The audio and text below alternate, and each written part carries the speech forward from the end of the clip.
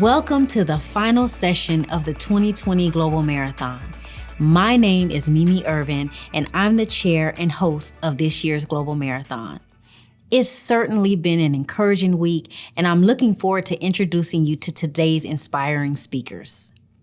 If you've joined us over the last 5 weeks, you know that this year's marathon is all about the common factors that motivate women to stay in engineering and technology despite the odds. Last year, Discovery and their partner, Concord Evaluation Group, set out to identify these shared characteristics through a research review exploring why young women choose engineering and what makes them persevere. We've shaped each session of the marathon around their findings, and we hope that our speakers will help you think about what can help you persist in your career and how we can work together to build staying power for women in engineering and tech. We've learned that feeling a sense of belonging in a community of engineers can be critical for women to persist in the field. Even more, feeling a sense of belonging is fundamental to our fulfillment and well-being. Building meaningful relationships opens new doors, reduces the intimidation factor we can often feel, and helps us find support. Today's speakers will talk to us about how they've built their own support networks and found a sense of community and feeling of belonging. Let's meet them. As the president and CEO of the Anita Borg Institute for Women and Technology, Telly Whitney served to increase the representation of women technologists in the global workforce. To name just a few of her accomplishments, Telly co-founded the Grace Hopper Celebration of Women in Computing Conference, serves on numerous advisory boards, and has received a number of awards for her outstanding work supporting women in technology.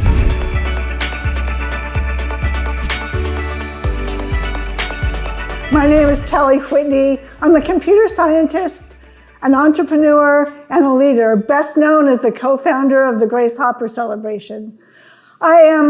I'm going to talk a bit about my own story and some of the lessons that I learned along the way with the hope that it would be useful to you. You know, I was really blessed to find computer science. I was very excited about it. I felt like I had found where I really belonged. And I wanted to make a difference. I wanted to make contributions. And so when I arrived in Silicon Valley, I was passionate about creating products. But I had just arrived from Caltech, which at the time was only 13% women. And so I was also desperate to meet other technical women. I worked in semiconductors. I built some really interesting products, one of them a voice over IP processor and many other things. I started by meeting a bunch of women that came out of Stanford who all knew each other. And through them, I connected with other people. And in particular, I met a woman named Anita Borg. Anita had just arrived in Silicon Valley, similar time to me, from New York. And certainly that early community was how I learned that we're better together. Anita and I worked together on many things. In particular, a few years after I met her, she went to a systems conference, and the women there created this list, an email list called Sisters. And it was initially for women in systems to stay connected, but it grew and it became a nurturing online community for all kinds of women who worked in IT or computing. In fact, it's still in use today. It was a place where women could go to get technical advice or to talk about career advice or questions like, my boss, he did XYZ and I'm not quite sure how to behave. And you would always find a nurturing and warm environment. And so that was my early experience of how that it's important to come together. Anita and I talked a lot about celebrating the achievements of women. And in the early 90s, we decided to create a conference called the Grace Hopper Celebration of Women in Computing. Neither one of us had created a conference. And we got together in Palo Alto with a blank sheet of paper and looked at each other and just decided to go. That first Grace Hopper celebration was held in Washington, D.C. It was supported fiscally by an organization called CRA, the Computing Research Association, which has an extraordinary group called Computing Research Associates Women. They supported us. ACM supported us. They're the professional society of the computing community. And NSF, the National Science Foundation, provided scholarships for students. The first conference was about 500 people. Every woman that we asked to speak said yes. And in fact, the Turing Award, which is the Nobel Prize of the computing community, for all the computing community, has only had 3 women who received the Turing Award, and all 3 of those women were scheduled to speak at that first Grace Hopper celebration. But what I remember the most was standing at the hotel up on the balcony. Anita and I were looking at all these women streaming in, more women than I had ever seen in my entire life. And as I looked down on them, I thought, this is my tribe. It was very successful, and in fact, we continued to hold the Grace Hopper celebration every 3 years. I was at a startup company building a processor called a voice over IP processor, and Anita founded a nonprofit. She called it the Institute for Women in Technology.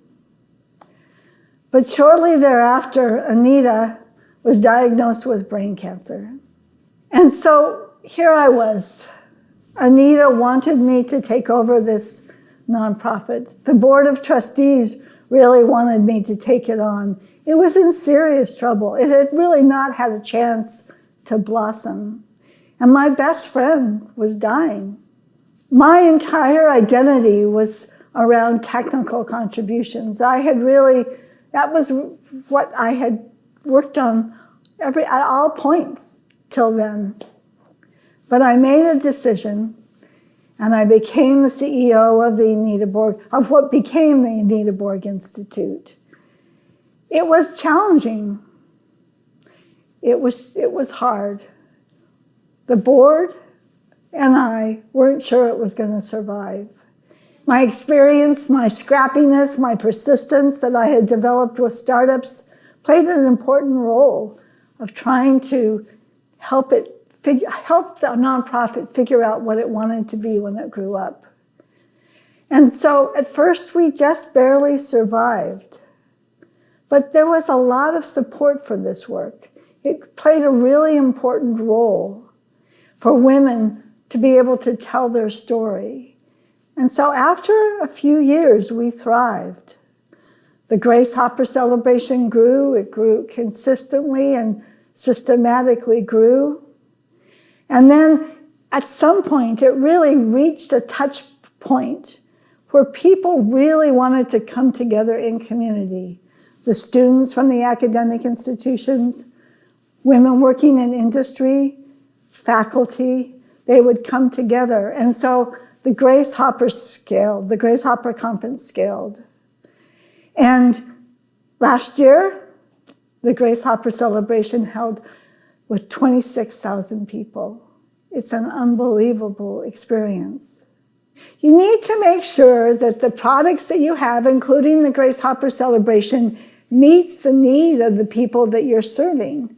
And in this case, the conference was designed by women for women. So 75% of the content is submitted. It's people design their own content. And so there was a real sense of ownership of what we were producing. It wasn't just us talking to them.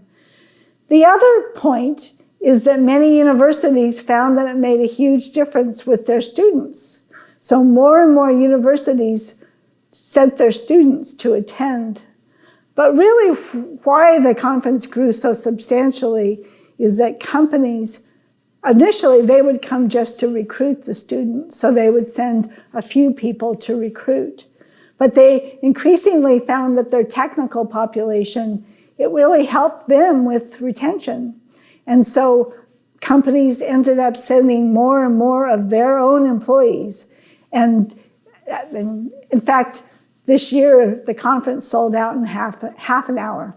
there's a lot of demand for it. And it's this, I mean, if you talk to women who are fans of the Grace Hopper celebration, there's a real sense of ownership. This is mine. This is for me. The position I had before I went to Anita Borg was as VP of Engineering at a startup. So I had some exposure in terms of running at least a decent-sized team.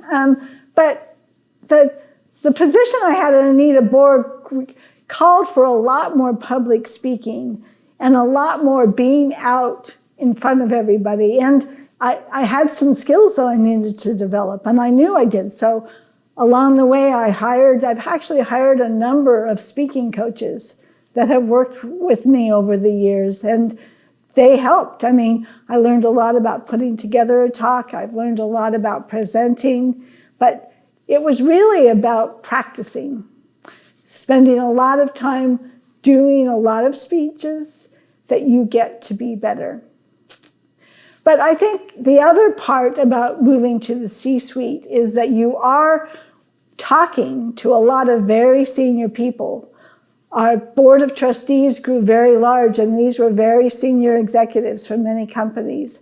And you have to get comfortable with just being yourself, but also delivering value in people who are used to being very busy. And that, once again, that just takes practice.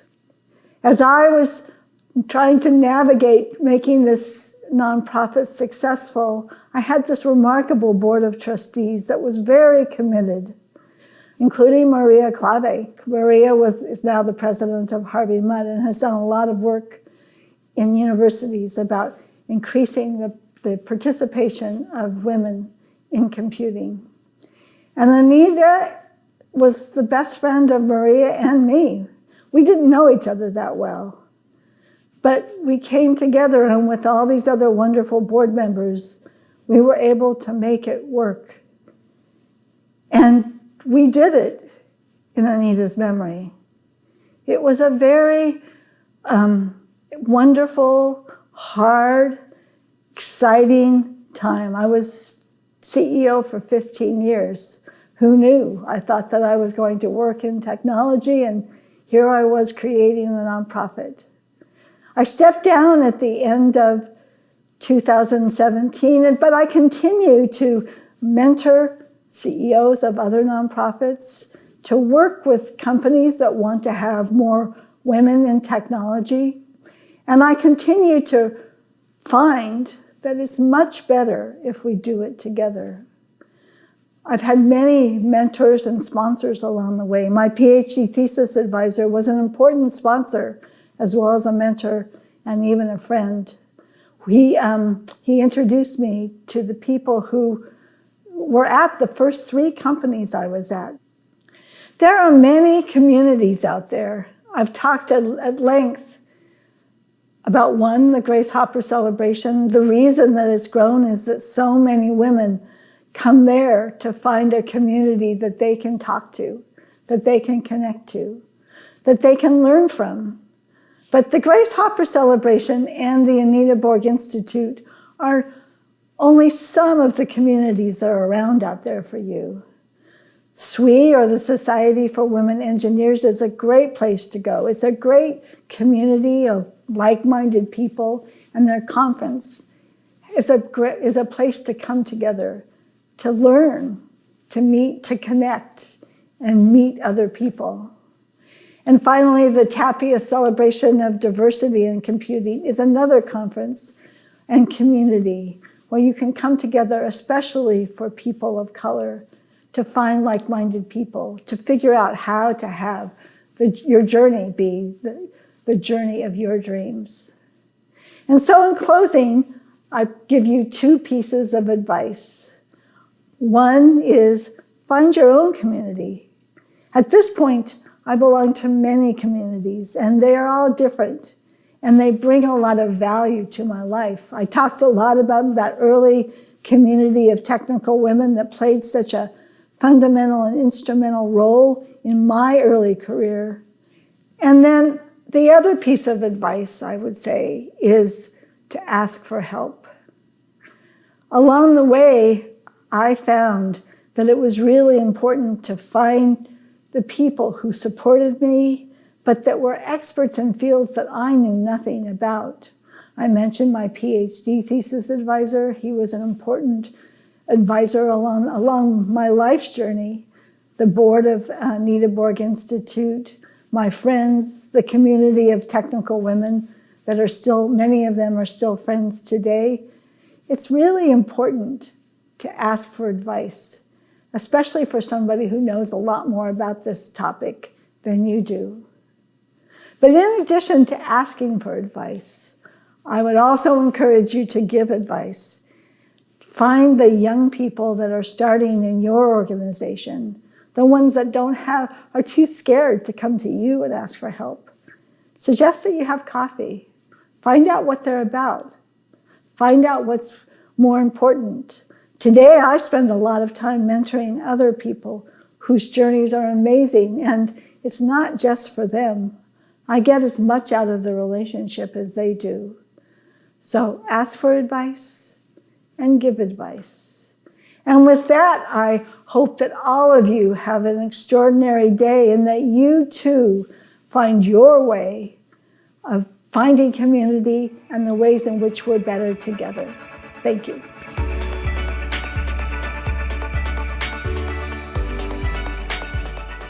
After 5 years at IBM, Jennifer Scanlon spent nearly a decade at Bricker & Associates, an operations improvement consulting firm, before joining USG as the Director of Supply Chain Management and later becoming the CEO and President of the manufacturing company.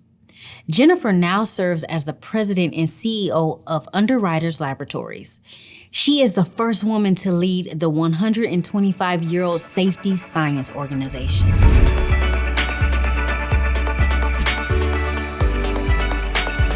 I'm Jenny Scanlon, CEO and President of UL, the Global Safety Science Leader, with operations in 140 markets and 14,000 employees around the world. UL helps create a better world by applying science to solve safety, security, and sustainability challenges. UL is a partner and supporter of Discover-E, the parent company of Future City, who was the grand prize winner of the very first UL Innovative Education Award in 2015. I am thrilled to participate in the Global Marathon and support its mission of empowering women in engineering worldwide. I learned at a young age that I was different. I love math. When I said that I absolutely loved math, a lot of people registered surprise. And being different is seldom a comfortable feeling, especially as an awkward teenager. But I found support, and I didn't abandon what I loved. My father was a calculus teacher, and he was proud of my math skills and interest. He knew the power of math. My mother was an English teacher who, quite frankly, should have been an engineer. In her day, girls didn't go to engineering school, but her daughter could. Even my younger brother thought it was cool that he could ask me about math stuff. And with time, I found my tribe, other girls like me who liked and excelled in science and math. One of the cool things my dad did when I was probably starting in 4th grade was hand me a red pen and the answer key for his algebra 2, whatever exams he had given to students. He hated grading papers. Most teachers do, I think. So I had this cool opportunity to take the red pen and check people's answers and then put a big star or smiley face on or -2, and then he'd make me calculate the percentage that they got. So he was teaching me math while I was being his junior TA. And meanwhile, my mother, who really, like I say, she should have been an engineer. The dishwasher would break. She would have it apart in pieces across the kitchen floor and put back together. She is the greatest seamstress, which I really believe is architecture. I mean, when you really think about the skills it takes to make beautiful clothes, she grew up in a world, she didn't have a lot of money, but she could put things together and had this creativity associated with this engineering gene. So she really encouraged us. So it came from both sides. And we were just forced to really do the math as kids. And In a lot of cases, it was the only way we were ever going to get anything done. So when I started college, I started out as a math major. And again, back then, there were 2 women in the honors program of math at University of Notre Dame. We both ended up at IBM, interestingly. I decided I didn't want to take actuarial exams, which is where my professor was steering me. And instead, I shifted into having the minor in computer applications and using that math toward thinking about coding and structured programming language and databases and even artificial intelligence back in 1988 when I took that class. And that's what ultimately launched me into IBM, where they just gave the best training and put us through, the rigors of the way that systems were developed and everything hooked together. That ultimately launched me into consulting, where I joined a firm of former IBMers, a very small firm, into management consulting. That launched me into joining one of my clients, USG Corporation, to implement a ERP system across their North American 70-plant network, which launched me into being Chief Information Officer. And I craved being back on the business side. I missed the revenue generation of my consulting years. I really missed that, the business problem solving. The technical problem solving's fun, but I love the business problem solving. So I went to my boss and said, listen, I've got plenty of bandwidth right now. Here's some other things I could also do in addition to being CIO. He took me up, he was the COO at the time, took me up on it and asked me to take on corporate strategy.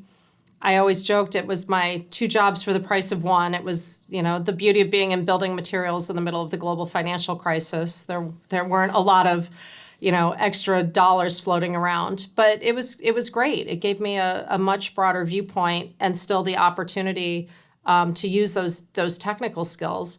And that's what ultimately launched me into being president of the international division and set me up to be in the running to be CEO at USG. And then now here at UL as president and CEO. So one of the reasons I joined UL was I was very familiar with them because my former company, USG Corporation, which invented sheetrock, was one of UL's oldest customers. So USG first tested sheetrock in the fire testing labs of UL sometime around 1915. So this is the second time that I've been CEO of a 100-plus-year-old company with an iconic brand. The exciting thing about the UL brand is I still think we're in our nascent days. And you think about the history and the legacy of the testing for the fire safety and the electrical, and then you think about all of the new areas of safety that the world is just on the precipice of. And, let's start with sustainability. Or think about, I just read a fascinating article about stranded energy in electric batteries, in like a Tesla or something. And how do you test for the fact that a car that's been in a crash on a highway is safe to tow away and isn't going to electrocute everybody in the arena? So the cool thing about UL is that we were founded to address the cutting edge technology of the day, which was electricity 125 years ago. And we're still here looking at all of those cutting edge technologies of the day and into the future and coming up with new ways to keep people safe in these new technological environments. It's just so exciting. I love it. That sense of being different can really be considered a gift. You're embracing something true about yourself that will propel you forward. You'll learn that an ounce of challenge builds pounds of determination. Loving math changed my life and contributed to my success.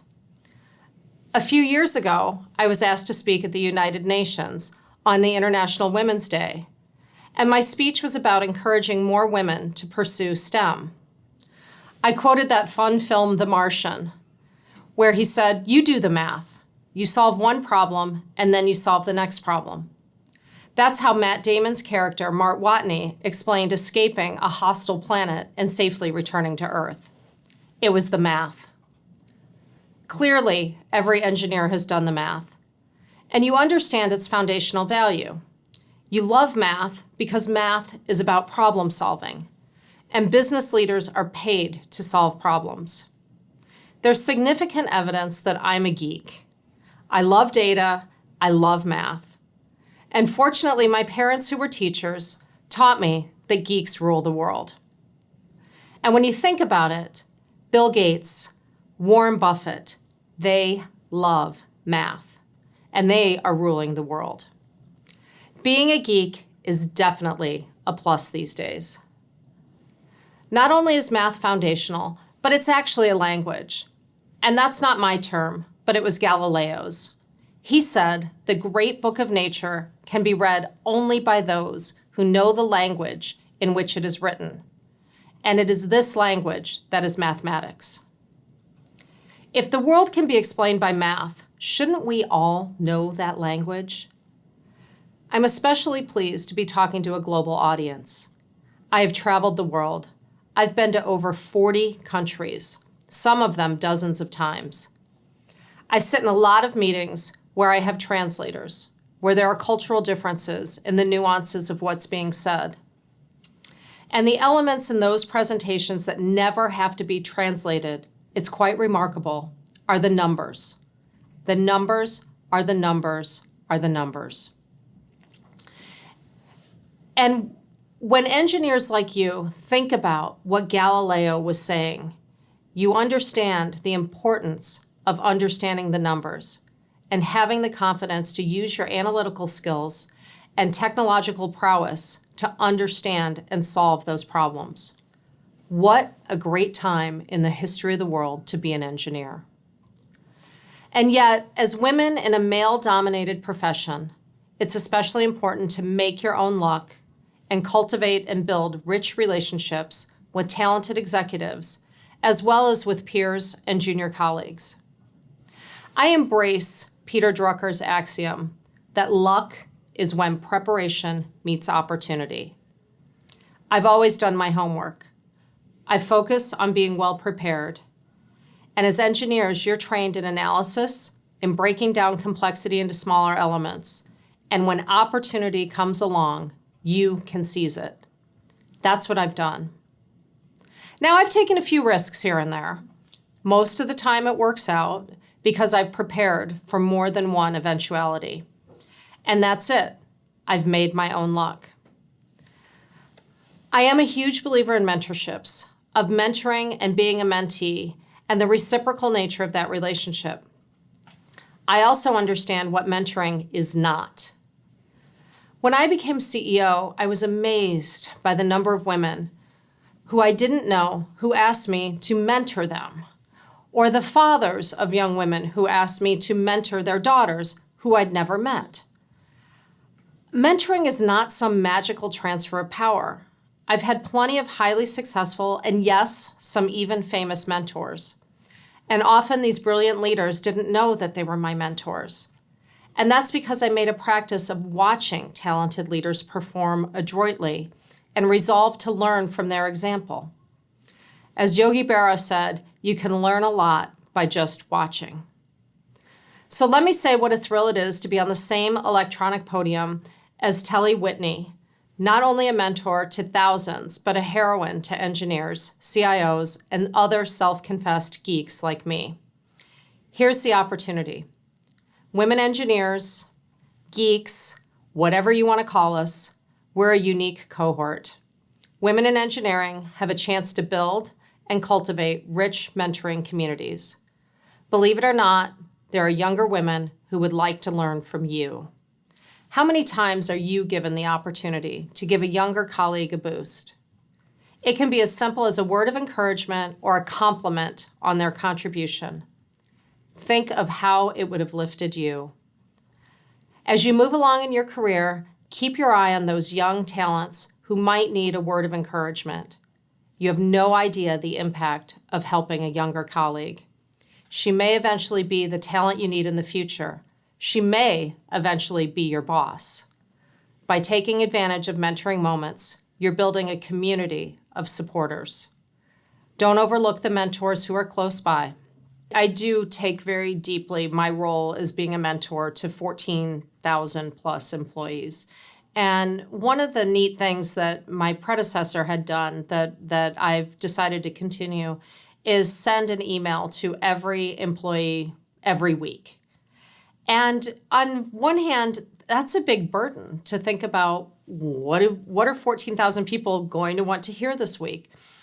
On the other hand, it's a great way for me to really let people know, here's what's on my mind that I think is relevant to you. And if it's not relevant to you, I'd like it to be relevant to you. So think about this. And I've gotten just really terrific feedback from various employees around the world. Every week, I never know who I'm going to hear from, but I usually hear from at least a half a dozen people who've read it, thought about it, and taken it to heart. So like this week was on customer centricity and how do you ensure, no matter who you are, that you're keeping the customer at the center of what you do. Well, walk in their shoes. I think that's great advice when you think about a mentor, is walk in their shoes as well. Think about how, if they were in your job and got to their job, what path do you think they took? Walk in their shoes for the choices that they made or didn't make. And then walk in their shoes for, if you were in their shoes, what would you be concerned about your organization? And if you were in their shoes, what would you want to know about the things that are going on in your department or your customers or your job? And the reason why I say that is because I think when you then have the courage or you want to ask somebody to be a mentor, it has to be a two-way street. It has to be that they get something out of the relationship as well as you. It can't just be this magical because you had a cup of coffee with somebody, you transferred power or whatever. It has to be that each side learns something. And I think those people who have come to me and asked me to be a formal mentor, the ones that have worked out that I've enjoyed have been because I've learned something from them in the process and they've learned something from me. And it's a genuine exchange. I think the hardest part for leaders as you progress in your career is people stop telling you things.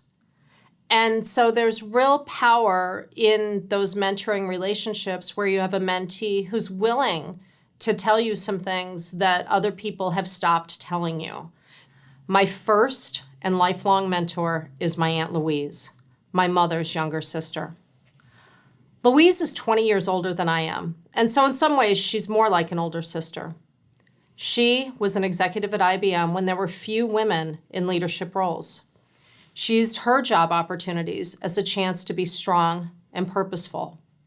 She never worried about being one of the few women in the room. And over the years, she saw that there were more women by her side.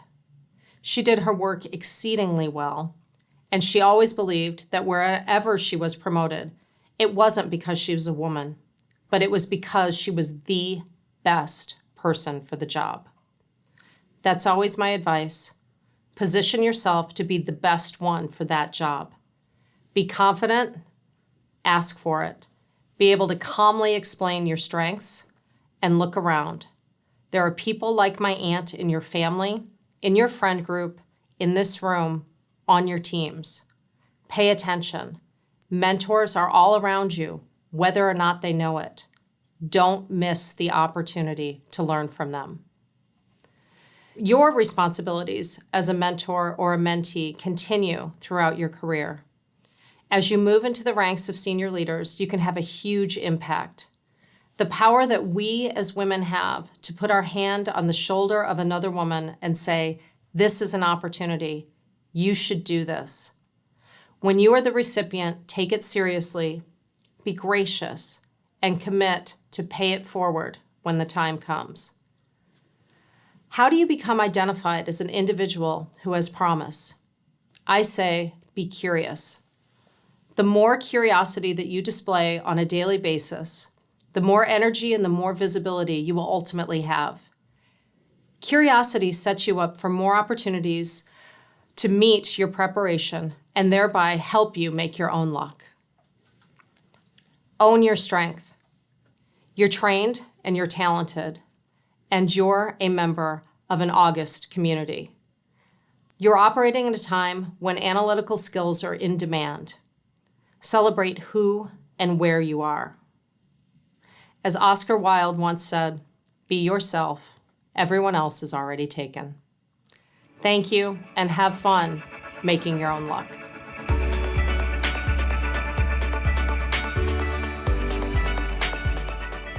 Success is stumbling from failure to failure with no loss of enthusiasm. Courage is the most important of all virtues because without courage, you can't practice any other virtue consistently.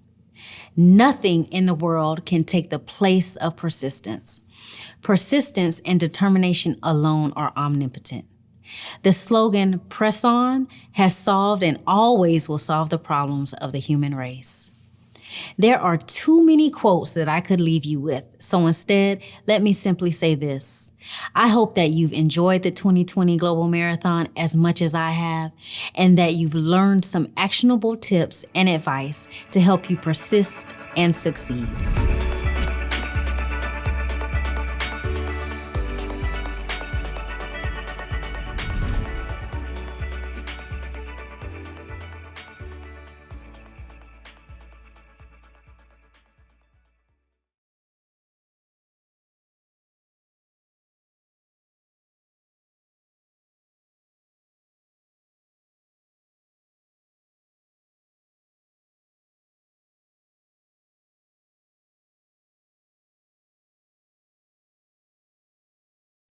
How inspiring and uplifting are these stories from our amazing speakers, Telly Whitney and Jenny Scanlon. My name is Sadia Tehseen, and I'm a senior IT professional at UL. I have my colleague, Carol Smith, joining me as well for moderating this Q&A. I'm very glad to be speaking to Telly today. She has been my role model ever since I participated in the Grace Hopper Conference in 2010. So thank you to both the speakers for highlighting the essence of building meaningful relationships that add value. Thank you for highlighting the importance of mentors and mentee relationships and building strong mentoring support networks. As rightly said by Jeannie Ramity, who is another CEO of IBM, your value will be not what you know, it will be what you share. So now moving on to the Q&A section. You can all enter your questions using the Q&A button in the bottom of the Zoom toolbar. And you have an option to upvote the incoming questions in the Q&A by clicking thumbs up button next to the ones you like the most want to hear answered. Hi, I'm Carol Smith. I'm an electrical engineer at UL. Jenny Scanlon wasn't able to join us today, but I'm excited to be here to take place in the conversation. I look forward to hearing from all the audience with the questions and the answers that we share today during the conversation. All right, Sadia, let's get going. Thanks, Carol. So moving on to the questions. So Telly, you spoke about the importance of mentorship and how to build strong communities and how to be able to find mentors, to be able to give advice and to get advice. Can you tell me your favorite experience, both as a mentor and as a mentee? Well, I talked in the video about what my most important mentor, Carver Mead, who was my PhD thesis advisor, and I mean, the characteristics of Carver was that he really believed, and first of all, he was well connected, so he introduced me to many of the jobs that I took on early in my career, but he also communicated to me that he believed in me. He also knew what I was capable of. I thought one of my most favorite sayings is, it's not who you know or what you know, it's who knows what you know. And somebody like Carver, who is a great mentor, is he understood what I was capable of, and that allowed him to introduce me to the right people. Today, I spend more time as a mentor, and it's one of my favorite roles. I'm on the board of a couple of nonprofits, including AI for All and the Center for Minorities and People with Disabilities, which is the host of the Richard Tapia Celebration of Diversity in Computing. And I work closely with the leaders of those organizations, and they appreciate my advice because I've been down the path that they're on now. But I also enjoy learning about the the work that they're doing, I get as much out of the mentoring relationship as they do. Thank you. So moving on to the next question. What are some of the challenges that you faced while establishing the Anita Borg Institute, a nonprofit, and how you overcame those challenges? Well, one of the secrets about creating a nonprofit, this is like creating a startup. I mean, it's all about the funding.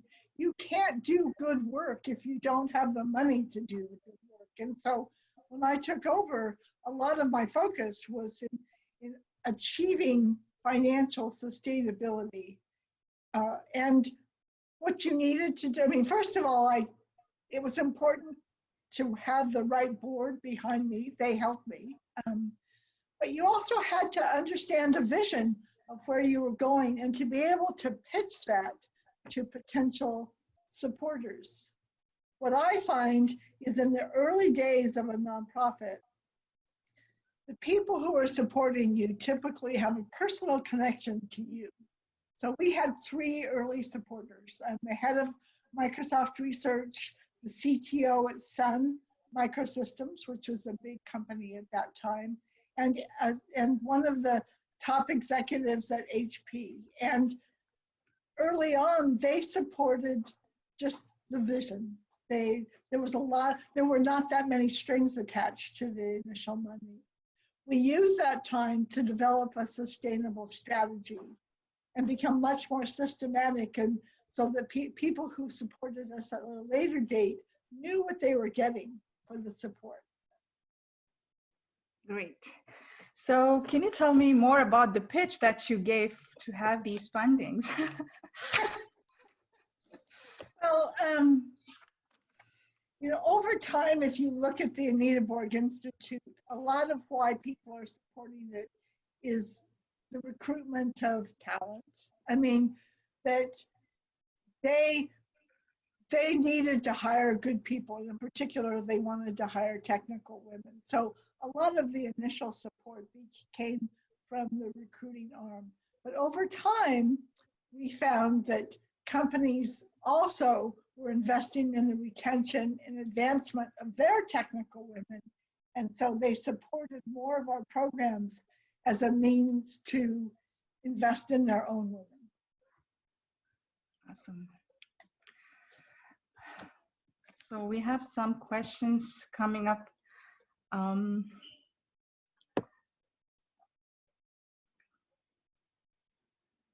What are some of the tips of being good mentee for having a constructive mentorship?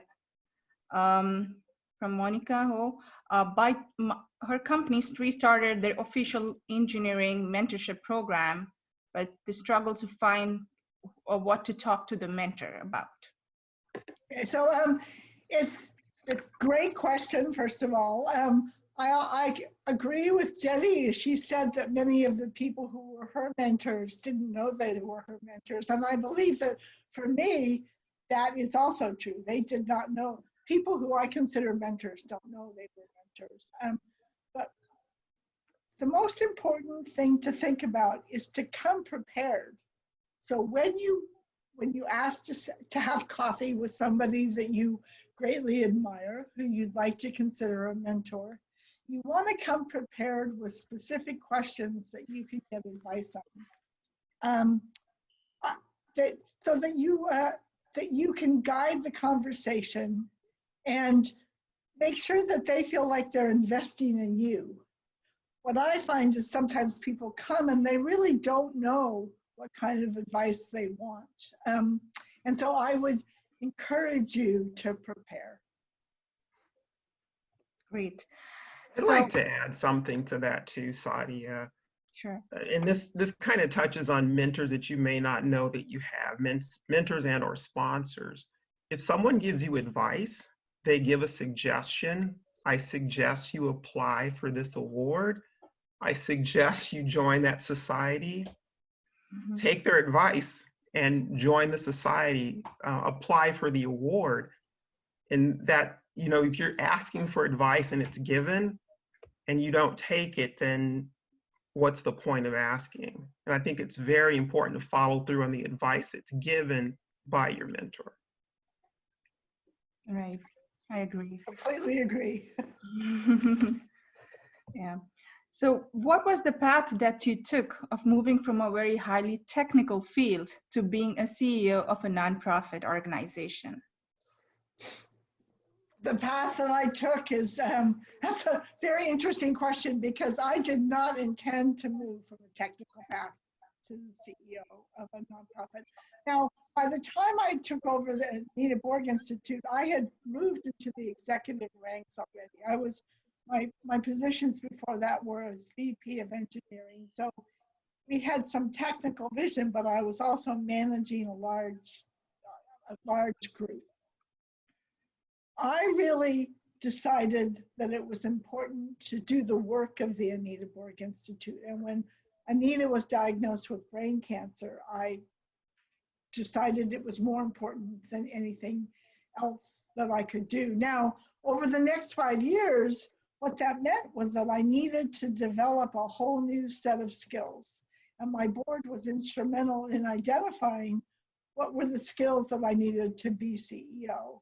And there's just, I mean, my initial capabilities served me well in the early days. I mean, I was very scrappy. I could create, create something, you know, do whatever to get the organization off the ground. But over time, you needed to be able to manage the board. You needed to be able to talk to a larger, increasingly large audience. And that just is a different set of skills.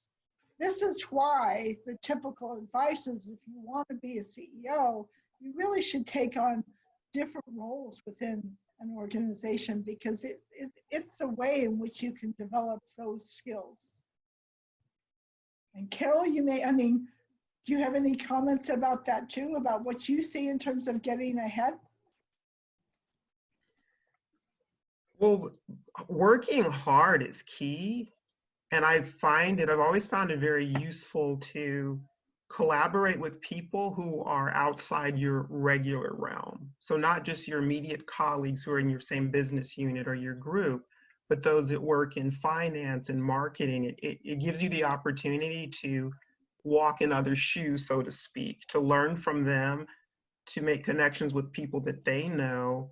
But it's just better together encompasses being better with those that are not exactly like you in many ways. And Sadi, there's a burning question that's coming and it's really upvoted. Do you want to move to that one next? Sure. Okay. So the question is, did you ever experience jealousy and competition with other women? And how did you deal with that situation? How do you show other women that we are better together? A great question. It's one that I get a lot. So you've got to understand that in my position, I work with a lot of women, and it's my experience that the vast majority of the time that women support each other, that the success is mutual. Having said that, I have experienced a competitive environment. When I was in grad school, when there was hardly any other women, there was a woman who I went to school with, who really felt like she took the woman role within the whole graduate school. And so she really didn't want other people, other women to knock her off her pedestal, so to speak. And that does happen. My advice is to, first of all, ignore it. There are so many other women who want to help you. And if you find that there's one person that's competitive, you really just need to move on and find all the other people who can help. And as you move, I mean, at this point, part of what I expect that I can do is to be welcoming to all kinds of other women. And there are other people who will always be more welcoming.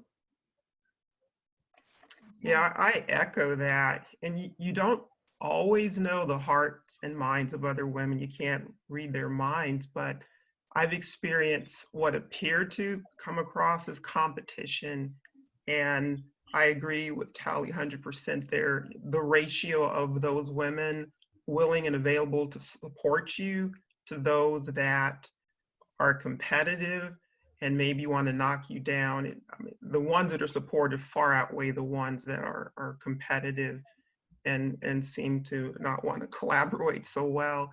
And I'd say the best way to show other women that we're better together is live that mission. You join other women and you work towards common goals and you welcome them, you encourage them, you support them.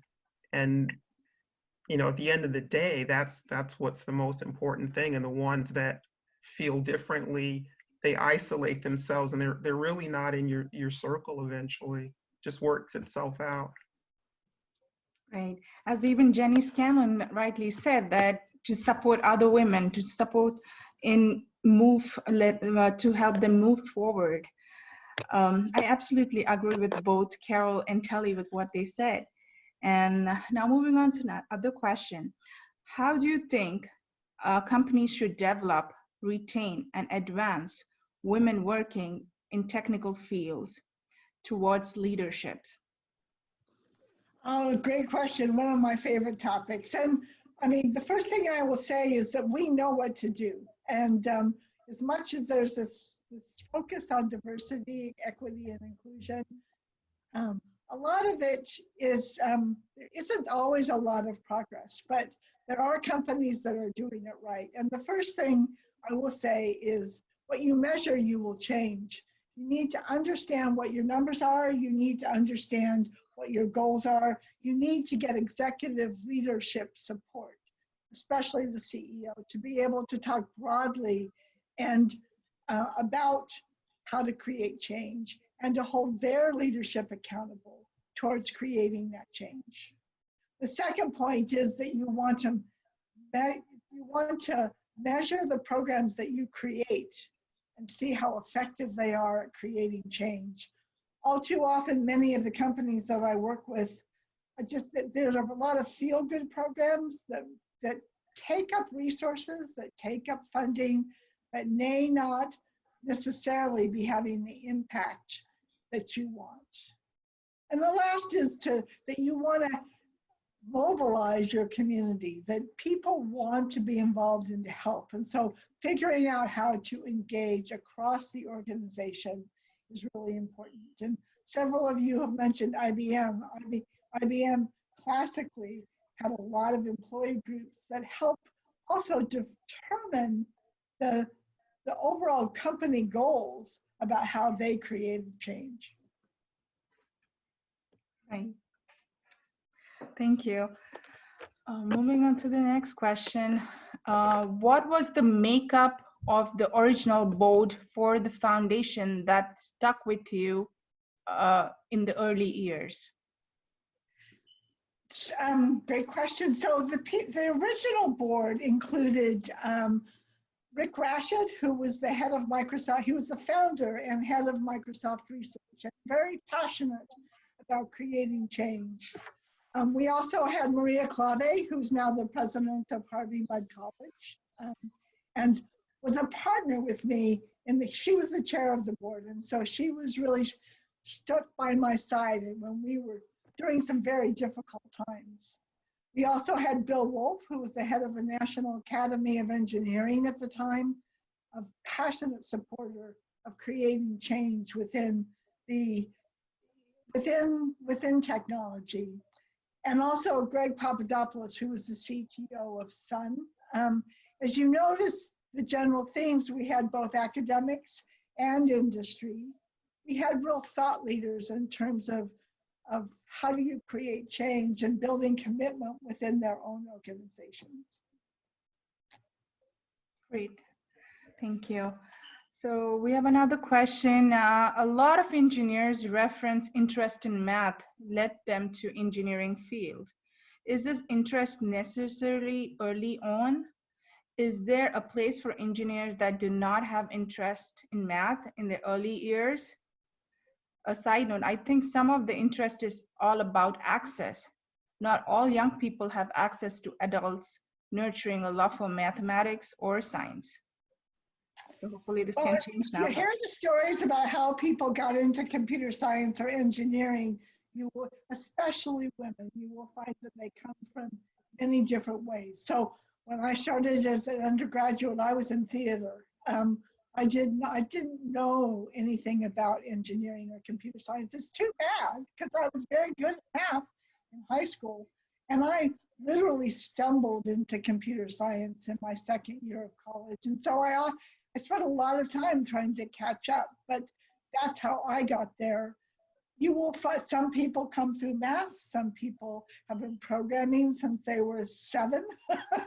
Some people, came through the science. I mean, you will find a wide variety of ways. There's no particular approach that works. Carol, I would love to hear how is it that you got into the work you do? Yeah, my story speaks exactly to that because I didn't like math at all. I loved biology. Biology was my love, and I had no plans or vision or goals. I like biology, and I remember my father saying to me, "What are you going to do with a biology degree? You can be a teacher or be a doctor." And the sight of blood made me pass out. And I thought teaching might be good, but a counselor at school, I was at an underprivileged school, low income area, but I had a counselor that took interest in me, and she suggested I go to this, it was a computer camp for a week at the University of California at Davis.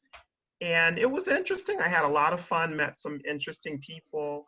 But there was another, I think like the NAACP community group I attended suggested computer engineering because back then computer was the future. Never saw a computer, never touched one. So I arrived at university in computer engineering and I struggled. I think after the first semester, I'm competing with kids from Cupertino and Palo Alto who programmed in high school, and they'd be saying, "Oh, where's that next assignment? I can't wait." And I'm struggling on the one that's due Friday, and we had to go to computer labs at the time. So it's 2 a.m. I'm with the TA and completely frustrated. So I switched to electrical engineering, and I had to catch up because I never took calculus in high school. I never took physics. It was a lot of work. So it was really by accident. And honestly, if I were to tell people, I persevered because I was concerned about what my cousins would say that, "Oh, Carol failed, she couldn't make it." So I worked really, really hard, and I'm so glad I did because the opportunities have been wonderful all my life because of what I learned through persevering through school. So it wasn't a love for math, but I was very curious. And I enjoyed learning new things. I was never one to dig deep into something, but I like to know a lot about many different things. So that I'm sure answers the question. You could be someone who's never thought about math or engineering and doesn't even like it and end up as an electrical engineer. I'm proof of that. Yeah, to add to that, even my story is similar. I initially didn't like math at all. While I was in middle school, it was not my least favorite subject. In fact, I hardly passed in it. But then while I went to the high school, it became one of my favorite subjects. And that was a transition. And then I kept on taking math classes eventually. And that's how I got into computer science. And that's a very interesting story that I had to choosing computer science while not liking initially, and then moving on to liking it and enjoying it. So moving on to the next question. Can I make a comment? I mean, there's a program that the Anita Borg Institute is doing called BRAID, working with Harvey Mudd College and UCLA. And they work with 15 universities to help them to increase the participation of women in computer science departments throughout the country. And one of the most important parts is the introductory to computer science. And often most schools separate people who have experience with programming, so all those people who've been programming since they were 7, and then people who are new to the whole computer science concept but are good. And so in the first couple of quarters, they keep those classes separate and then eventually bring them together later in the year. And it makes a huge difference for the reasons that all of us have noted. Awesome. Great. Hey, Sadi, we're just at the top of the hour, so I just want to announce quickly, I realize that some may have to leave, but Tally's willing to stick around for some additional Q&A. So for those of you who want to continue to join us, we'll go on for maybe another 15 minutes or so. Okay. So what are some of the traits or strengths that a person should possess to be able to nurture them to fit in an irreplaceable role at a company? Like any soft skills or anything you think that would fit to be in an irreplaceable role? Well, so I think it's important to have persistence. You can be very smart and very capable, but if you don't stick with it, you aren't going to be able to deliver results. You also have to learn about how to present your ideas. And for engineers, this is often one of the trickiest parts. I mentioned earlier, it's not who you know, it's not what you know, it's who knows what you know. You need to be able to tell the people in positions of power and influence about your ideas. And you need to do that early, even as a young engineer, because no matter how good your work is, if they don't know about it, then they can't move you to a new role. And so those are some of the characteristics. Carol, I'm curious if you have other things you'd like to add to that. Curiosity, persistence, and you kind of hinted at this when you spoke, Telly, that your ability to, your communication skills is so important. If you're a good communicator, it's not an option. So regardless of how smart you are, what you know, what you've done, if you can't communicate that well to others, and even the ability to understand the different languages of people groups, the way that sales and marketing communicates, and their acronyms are different than engineering and mathematicians and computer scientists and research scientists. So that's a very important skill, and I would encourage everyone to work on that from the time you're in elementary school and beyond, because it's just very important. Listening to people and being able to communicate your thoughts clearly. Awesome. So Telly, did you ever face any sort of criticism or bias, especially being in a male-dominated field? Criticism? I mean, whoever gets criticism. You know, for me, some of my biggest ways forward are when times of adversity. I'll just briefly mention two. I was at a startup. I was VP of engineering at something called Valuable Technologies. We did a voice over IP processor, and I was responsible for the chip design, the software design, but also the DSP algorithms. And I am not a DSP algorithm person. Some of the DSP engineers went to the CEO and complained about me.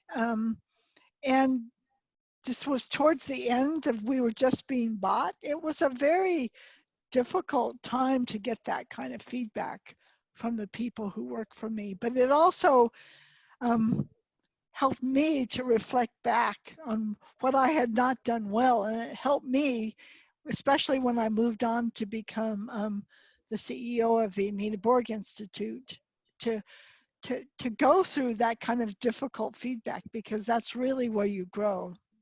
Similarly, at the Anita Borg Institute, I talked about the scrappy beginnings, but About 5 years in, we had done well. I mean, we had been wildly successful, but that's when the board realized that they needed new capabilities from the CEO. And so I received some pretty candid feedback. It was a very difficult and challenging time.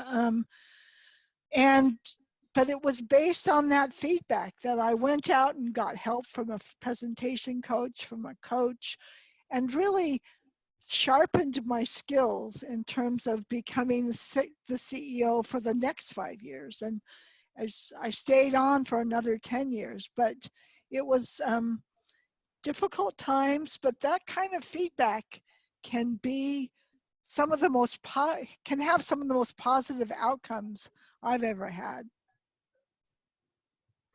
There's a question that's in the Q&A box from a young lady by the name of Caroline, who's 10 years old. And she's asking, she's wondering if anyone ever doubted us because we're women. And I'd like to speak to you directly, Carolyn, about that. It's hard to say if they're doubting you because you're a woman, unless they actually come out and say that. And that doesn't happen very often, but you do get the sense sometimes that your skills or experience or knowledge they're questioned because you're a woman.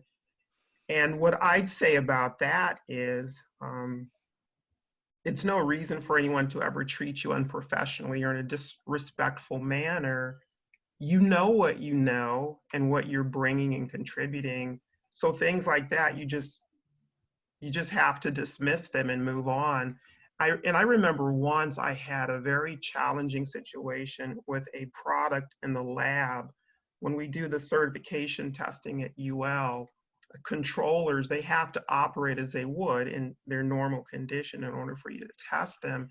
And the product came from Germany, and I could not get the thing to operate for the outputs to come on or whatever it was.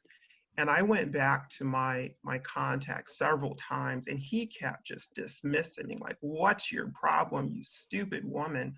And assigning me to other people to have these discussions.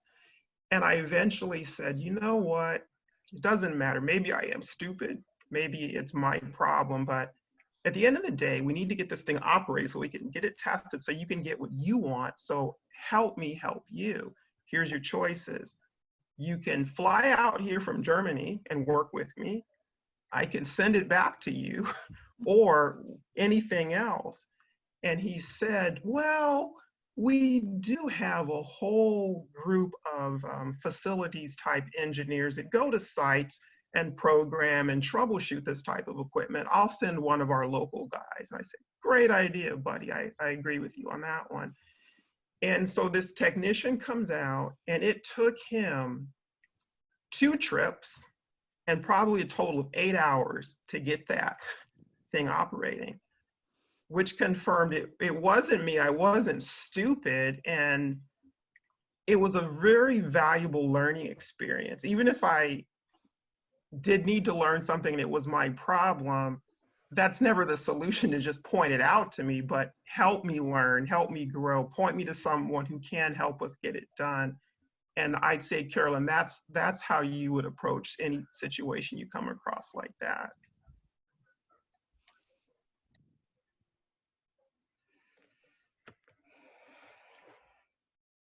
Great. So moving on to the next question. How do you handle the days of low motivation? Do you have any, do your personal lives ever pose as a hurdle? If so, how you overcame it? Yes, so, I mean, we all have lives. We have partners, husbands, wives, kids. I mean, we have to, and plus work. So we have to integrate it. In my experience, so-called balance doesn't work, but making clear decisions about particular points in time about what are the priorities is what gets me ahead. And so it's, how do I deal with not being motivated? One is that I have a great set of friends and colleagues that I can go to talk to when I'm not feeling motivated. I have people around me, excuse me, at work that I can talk to. I mean, the nice thing about people at work is that they understand what problem you're trying to solve. And so I can often go, there's always people who are supportive that I work with. But it's also important to just go back and remember that you can't do everything at any particular time. So you need to prioritize. And I mean, right now, what's happening with the pandemic, I think that this is rampant because we're all at home. We've got our home priorities in the room with us. We've got children, and it's difficult sometimes to focus on work. And I think what many of us are doing is to just take it, maybe not just one day at a time, but 1 hour at a time, and decide what's important now. What can I get done?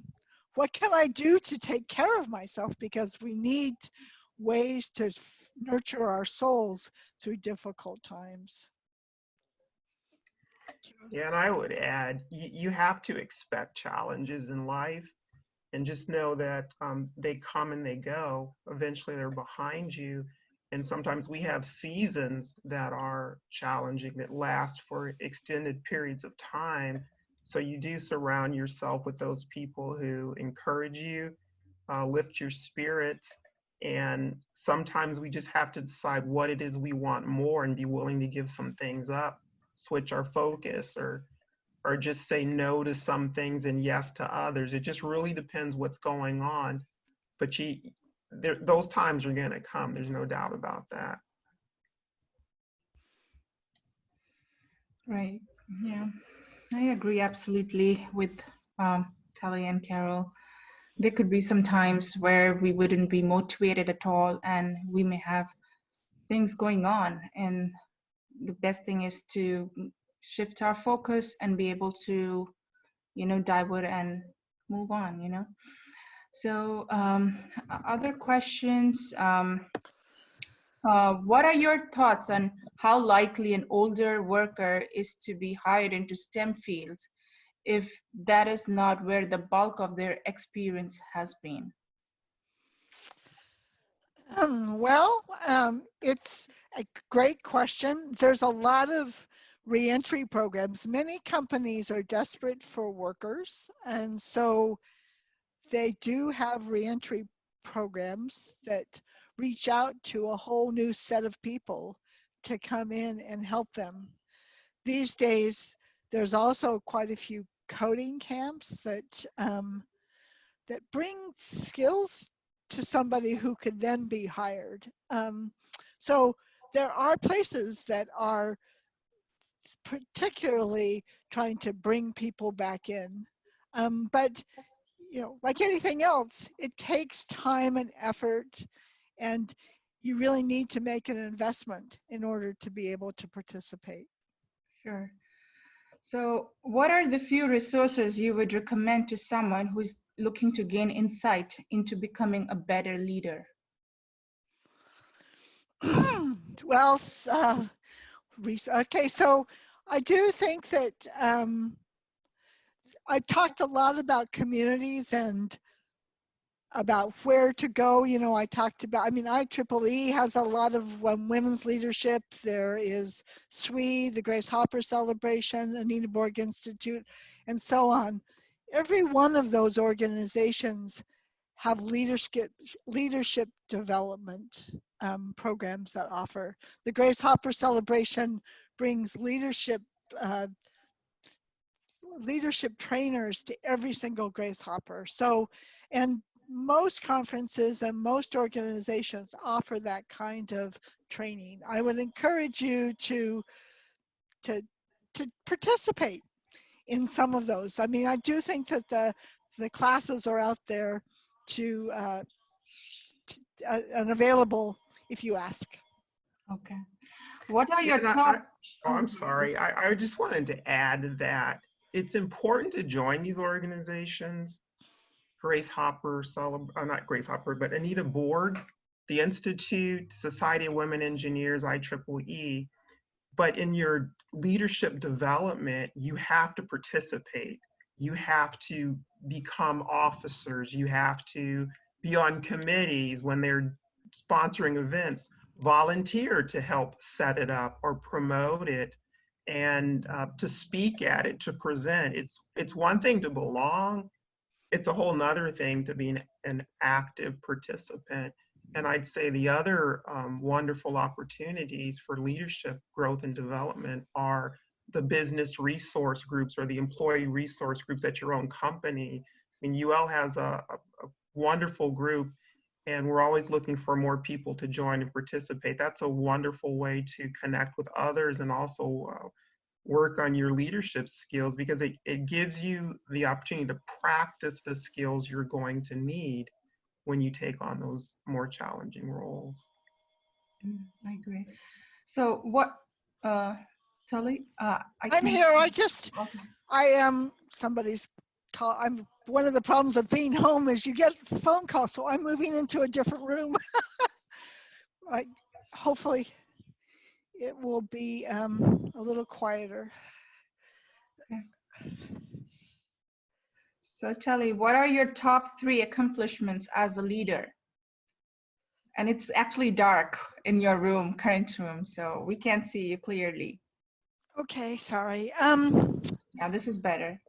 Okay, so the top 3 accomplishments. Well, we have talked at length about some of them. I mean, I'm an entrepreneur.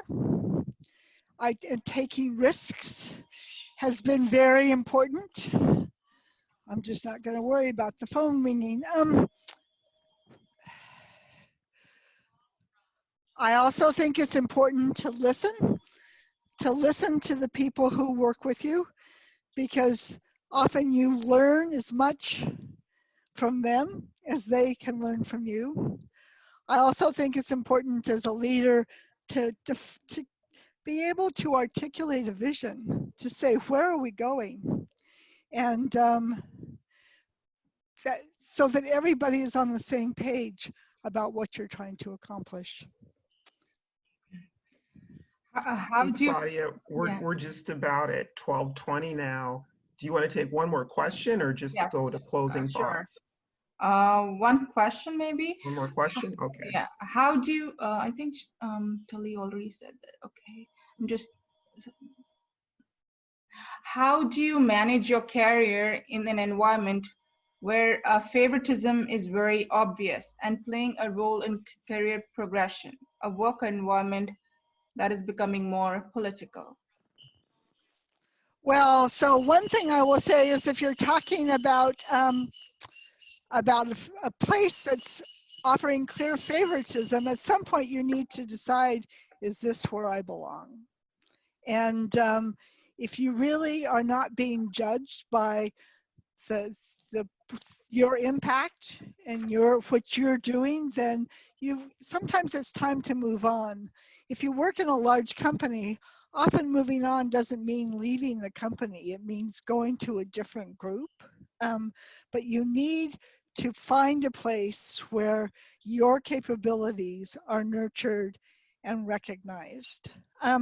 But sometimes if there's just 1 or 2 people who are clearly playing favorites, then finding an advocate, somebody who's in power who can advocate for you, and finding ways to get your ideas heard becomes important. I agree. I agree. Any final thoughts, Sadia? Yes. I mean, I really enjoyed this session. I'm very thankful to Tully. It's been a pleasure talking to you today. I loved the energy. I loved everything about today's session. And yeah, and Carol, do you have anything you want to add? I just want to thank everyone. I think this year's 2020 marathon has been amazing. If you haven't been able to join all the previous sessions, or even if you have, just remember that they're available on demand, and the link is on the screen for you to see that. And it's been great. Telly, thank you. Sadia, thank you. And don't just go away from this without taking some of this advice and putting it into practice. It's all good advice, and it's all very practical and actionable, and will do you good in your career. So thank you for joining us, everyone. Take care. Thank you, everyone. And I would actually want to end this with a quote from Grace Hopper herself, who's a true legend of computer science. A ship in port is safe, but that is not what ships are built for. Sail out to the sea and do new things. Thank you, everyone. Thanks, everybody. Bye. Bye. Bye.